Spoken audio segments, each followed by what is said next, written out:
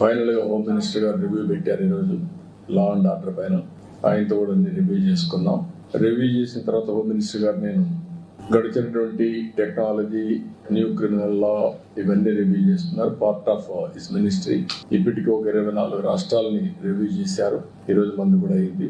దానికి కొన్ని సూచనలు ఇచ్చారు, అవన్నీ చేస్తున్నాం. అదే సమయంలో నేను పర్సనల్ గా కలిసి అమరావతి దీనికి బైఫర్కేషన్ యాక్ట్ లో 10 years తర్వాత కామన్ రాజధాని హైదరాబాద్ అయిపోయింది. ఇప్పుడు నోటిఫై చేయాల్సిన అవసరం ఉంది. ఇంత మునిపే అమరావతిని క్యాపిటల్ గా చెప్పారు, రికగ్నైజ్ చేశారు. ఇప్పుడు యాక్ట్ లో పెట్టారు కాబట్టి 10 years అయింది కాబట్టి దీన్ని యాక్ట్ లో పెట్టి బైఫర్కేషన్ యాక్ట్ లో నోటిఫై చేయాల్సిన అవసరం ఉంది. అది కూడా చెప్పాను, చేస్తా ఉన్నారు. అమెండ్మెంట్స్ తీసుకొస్తామని చెప్పి హామీ ఇచ్చారు.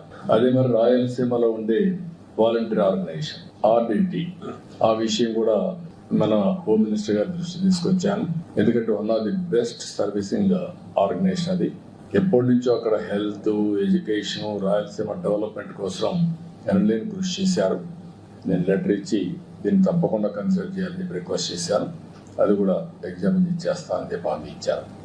ఈ బ్రీఫ్ గా నిర్మలా సీతారామన్ గారి దగ్గరికి వచ్చినప్పుడు మాకుండే ఫైనాన్షియల్ ప్రాబ్లమ్స్ అన్ని ఎప్పటికప్పుడు ఎక్స్ప్లెయిన్ చేసి, ఇంకా బెయిల్ అవుట్ కావడానికి ఇంకా కొంచెం టైం పడుతుంది, ఏ విధంగా చేస్తారో శాసకి కింద కానీ, లాస్ట్ టైం ఒక స్కీమ్ పెట్టారు, పూర్వోదయ స్కీమ్ పెట్టారు. ఆ పూర్వోదయ స్కీమ్ కింద కొంత డబ్బులు ఇప్పించమని కోరాను.